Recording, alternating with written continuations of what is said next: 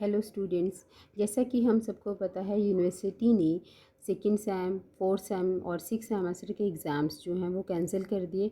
अब बच्चों में ये कन्फ्यूज़न है कि उनका जो रिज़ल्ट आएगा वो किस बेसिस पर आएगा। तो इसके लिए मैं आपको कुछ गाइडलाइंस बताना चाहती हूँ कि किस आधार पर आप अपने रिज़ल्ट का खुद इवैल्यूएशन कर सकते हैं।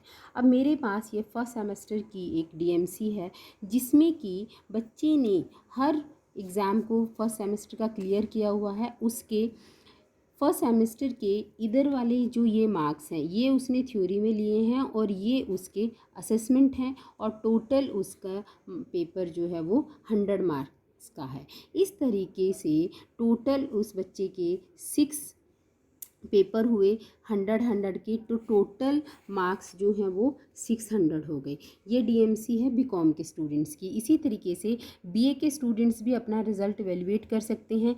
बीए के स्टूडेंट्स के लिए जो मैक्सिमम मार्क्स होंगे वो 400 होंगे।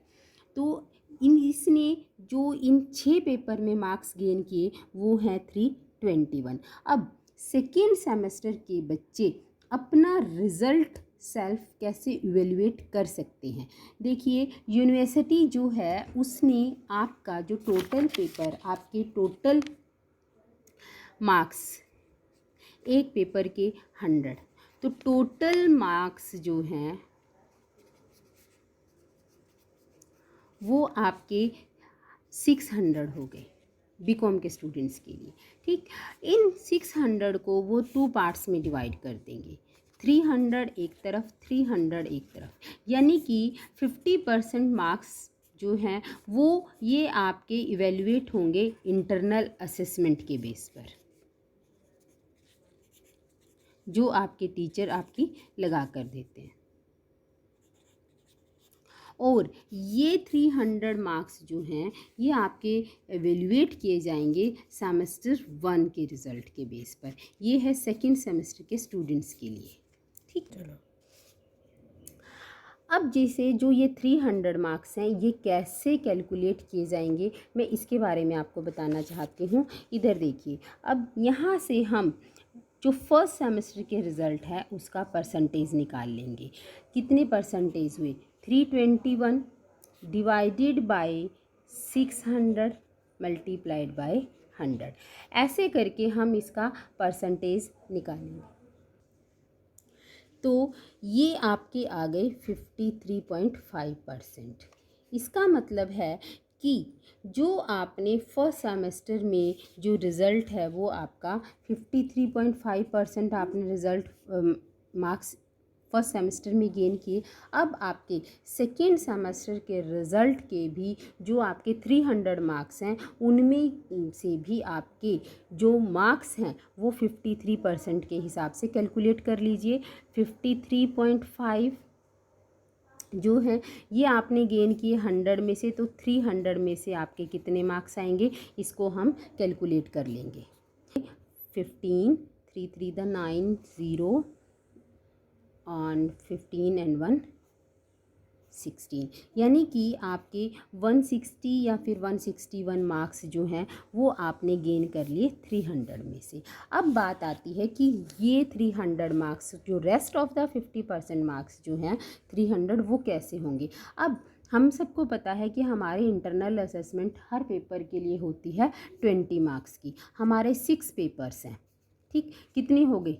120 मार्क्स की असेसमेंट है। इस असेसमेंट को भी वो कन्वर्ट कर लेंगे 300 के अकॉर्डिंग। और यदि सपोज़ कीजिए आपको जितने भी 100 मार्क्स यदि आपको इंटरनल असेसमेंट में मिले हैं तो उसका भी ऐसे ही परसेंटेज में कैलकुलेट करके वो मार्क्स आप इसमें ऐड कर देंगे और इस तरीके से आप अपना टोटल इवैल्यूएशन कर सकते हैं। अब देखिए कि कैसे होगा। 300 में से मतलब 120 मार्क्स जो है ना वो आपके होते हैं टोटल 6 पेपर्स के लिए। ठीक, अब आपने 120 में से गेन किए, सपोज कीजिए 100। 120 में से आपको कितने मिले?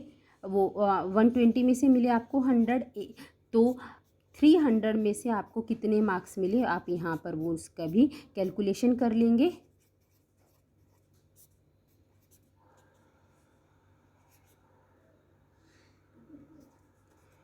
250। तो आपका सेकेंड सेमेस्टर का जो रिज़ल्ट है वो कैसे होगा, 250 प्लस 161 आपने फर्स्ट सेमेस्टर के बेस पर रिज़ल्ट आपका सेकेंड सेमेस्टर का बन गया 411, यानी कि you have got 411 marks out of 60। And आप इसकी परसेंटेज कैलकुलेट करके चेक कर सकते हैं कि आपको कितने परसेंटेज मिला। नियरली ये आपका हो जाएगा 70%, 68% के करीब। ऐसे आप अपना सेकेंड सेमेस्टर का रिज़ल्ट कैलकुलेट कर सकते हैं। इसी के जैसे आपका सेकेंड का है, ऐसे ही आप फोर्थ का भी कैलकुलेट कर लेंगे और सिक्स का भी। फोर्थ का कैलकुलेट करने के लिए क्या करना है, जैसे हमने फर्स्ट सेमेस्टर की डीएमसी ली, यहाँ पर हम आपको बताते हैं कि फोर्थ सेमेस्टर का रिज़ल्ट जो है वो आप कैसे कैलकुलेट कर सकते हैं। अब देखिए मेरे पास ये 3 सेमेस्टर की डीएमसी हैं। फर्स्ट सेमेस्टर का में जो मार्क्स हैं वो हैं 321, सेकेंड सेमेस्टर में मार्क्स हैं 388 एंड थर्ड सेमेस्टर के मार्क्स हैं 410। अब हम इन सब का टोटल कर लेंगे। इनका टोटल आ रहा है 1119। ठीक, अब मैक्सिमम मार्क्स जो हैं हर सेमेस्टर के हैं 600। बीए वाले स्टूडेंट्स जो हैं उनके जैसे 400 में से हो जाएंगे। तो परसेंटेज कितनी, इसकी परसेंटेज निकाल लीजिए, एग्रीगेट निकाल लेंगे। तीनों सेमेस्टर का एग्रीगेट कितना हुआ, 1119 डिवाइडेड बाय ये 1800 है, 1800 मल्टीप्लाइड बाय 100, तो ये आपके आ गए 62%। ठीक, अब हम इसमें जितने भी हमारे फर्स्ट, अब फोर्थ जो आपका सेमेस्टर है, फोर्थ सेमेस्टर के मैक्सिमम मार्क्स कितने हो गए, 600।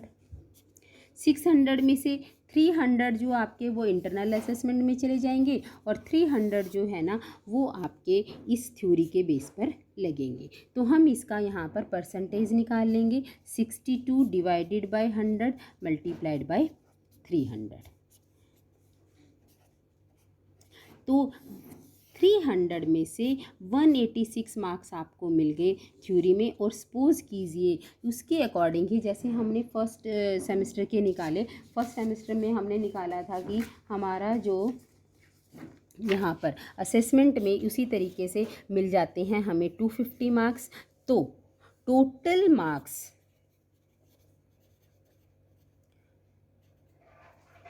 फोर्थ सेमेस्टर के आपके क्या होंगे, 250 plus 186, that is 436 out of 600। आप अब परसेंटेज निकालेंगे, 436 डिवाइडेड बाय 600 मल्टीप्लाइड बाय 100, और ये आपकी आ जाएगी 73, नियरली 73%। तो इसका मतलब है कि फोर्थ सेमेस्टर में आपको मिले लगभग 73% मार्क्स। अब कई बच्चों को ये है कि मुझे तो ये मार्क्स कम लग रहे हैं, मेरी इस सेमेस्टर में परसेंटेज ज़्यादा आने के चांसेस थे, मेरी प्रिपरेशन ज़्यादा अच्छी है। तो यूनिवर्सिटी ने उनके लिए एक प्रपोज़ल रखा है कि वो बच्चे नियर फ्यूचर में जैसे ही नॉर्मल सिचुएशन होती हैं तो वो एग्ज़ाम देने का ऑप्शन भी ऑप्ट कर सकते हैं, वो एग्ज़ाम दें और अपनी परसेंटेज को इम्प्रूव कर सकते हैं। और कई बच्चों को ये है कि हमारे एग्रीगेट मार्क्स नहीं है क्योंकि हमारे पिछले एग्ज़ाम्स में रीअपियर है तो हमारा रिज़ल्ट, तो उन बच्चों के लिए ये है कि उनकी सबसे पहले रीअपियर क्लियर की जाएगी। रीअपियर का एग्ज़ाम नहीं देना, यूनिवर्सिटी ने उसके लिए क्या प्रपोज़ल रखा है इसके बारे में मैं आपको नेक्स्ट वीडियो में बताऊंगी। आप अपनी परसेंटेज को कैलकुलेट कीजिए, वो स्टूडेंट्स जिनके सभी सेमेस्टर्स क्लियर हैं। All the best, and like कीजिए, शेयर कीजिए, सब्सक्राइब कीजिए।